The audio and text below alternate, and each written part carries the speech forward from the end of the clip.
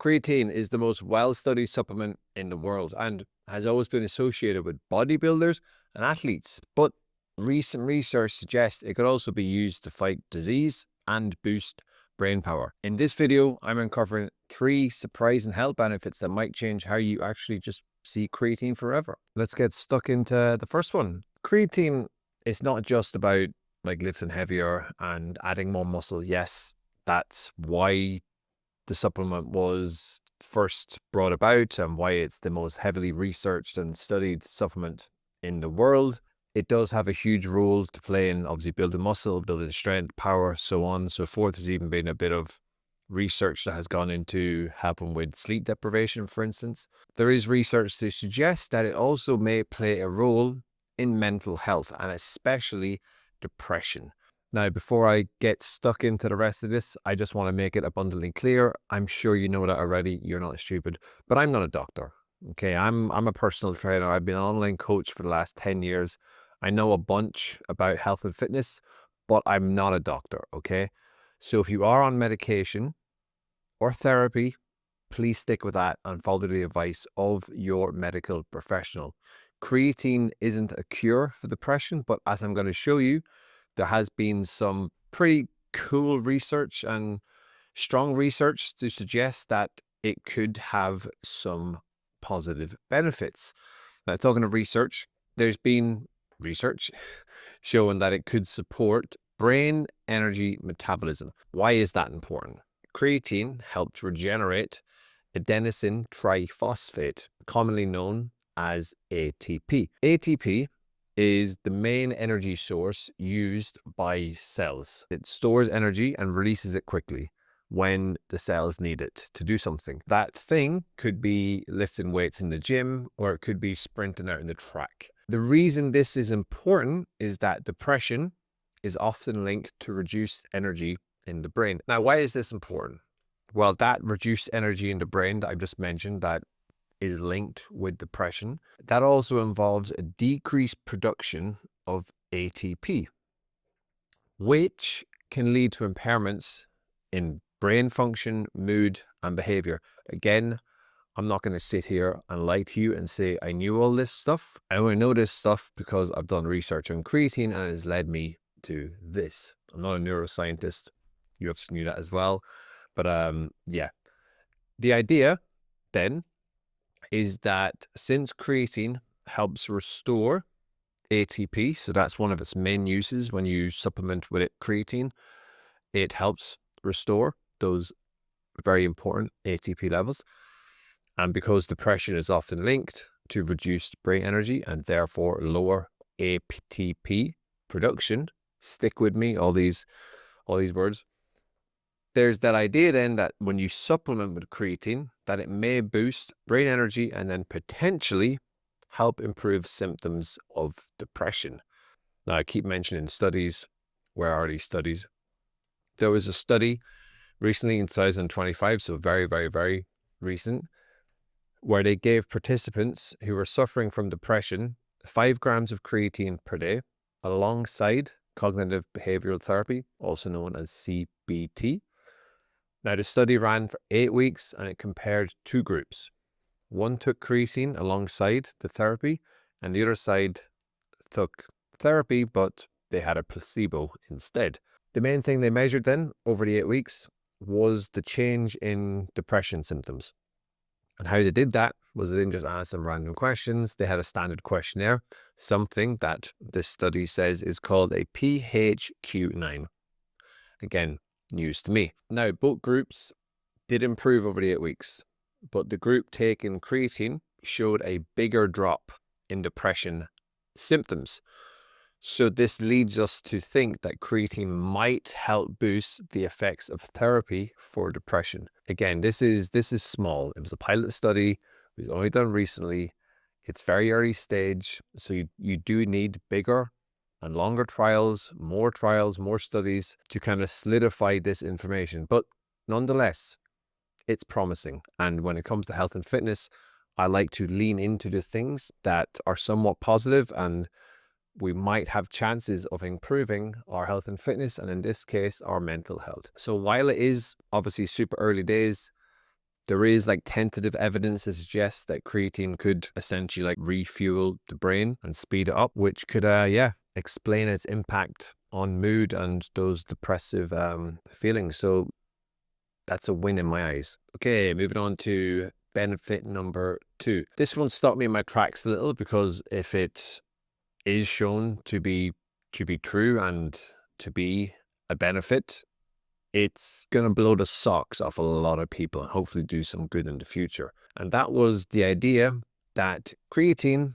is linked to reduced cancer risk. There was a study done in 2025. This study, it didn't involve scooping, scooping.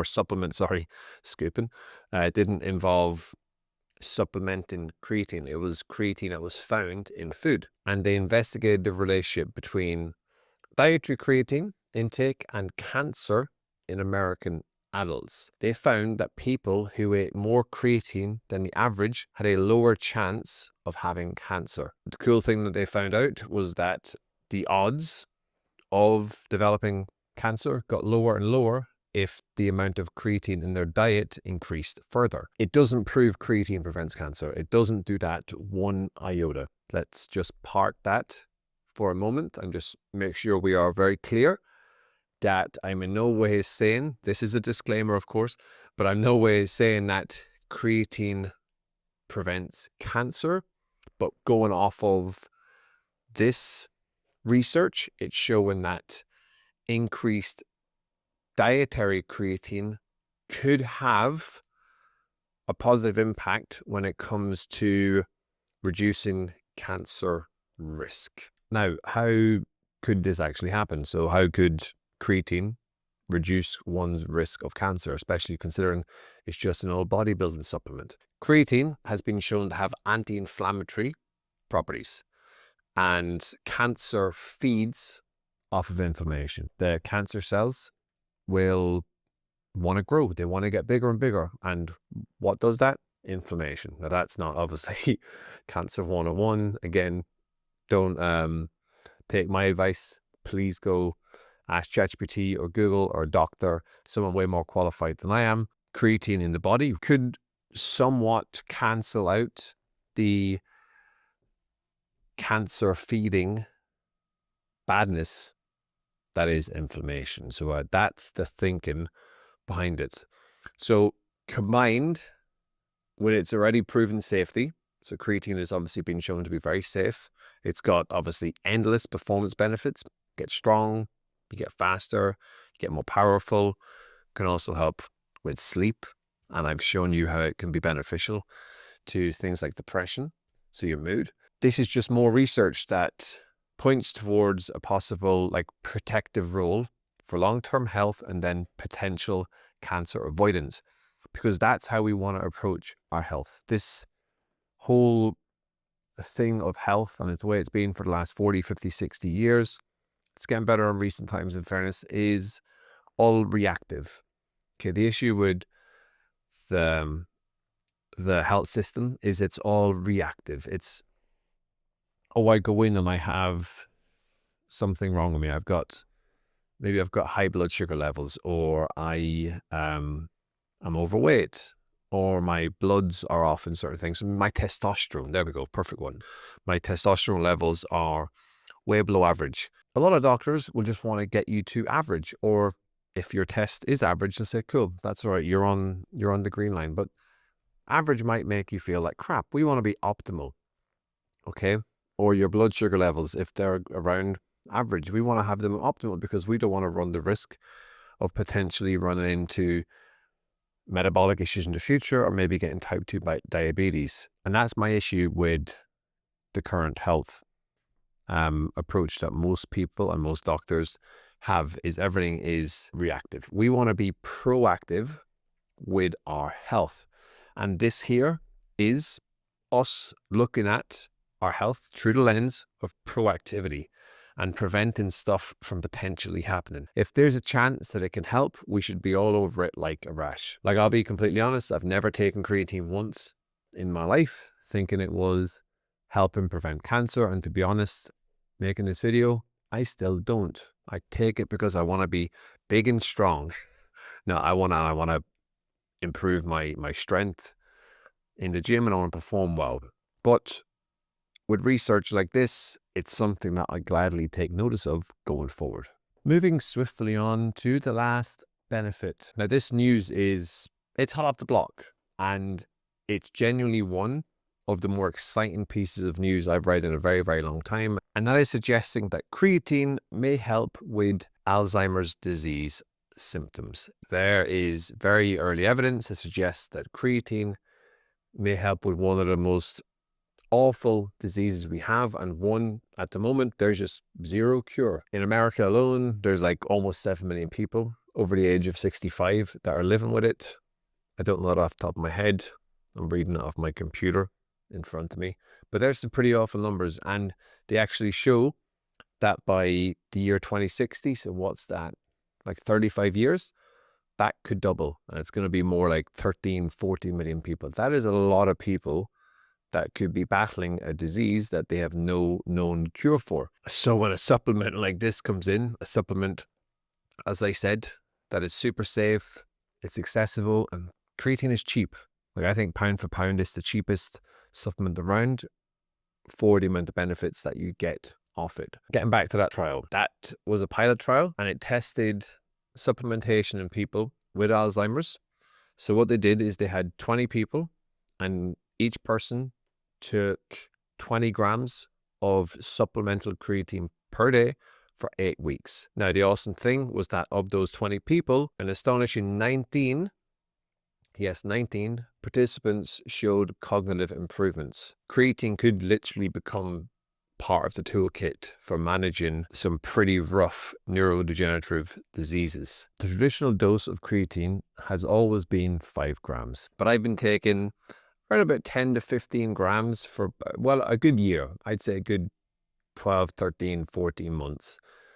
And I would say I've got more intelligent, but yeah, it's just me. I'd say that, unfortunately, thinks that. This trial used 20 grams. And again, they used it daily. So if you are considering creatine, or maybe you're taking creatine already, why not work your way up towards that range? Now, yes, it does seem like a lot when you have it in a glass, and yeah, when you see it in that glass and it's like that thick, you might be sat there second guessing your decisions, and it won't be enjoyable the first time. Like, we know that's the case with a lot of situations in life, but after the first time, it gets better and better and better.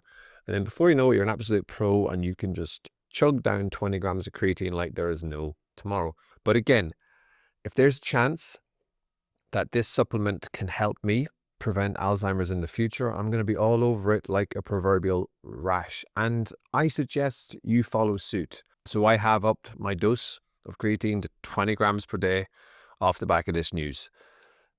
Is it delicious? God, no, it's pretty rank. I mix it with some electrolytes, got one of those hand blenders, which is an absolute godsend, and it does make it bearable. Okay, I just chug it down before I go to the gym, and I know I'm doing my brain some good.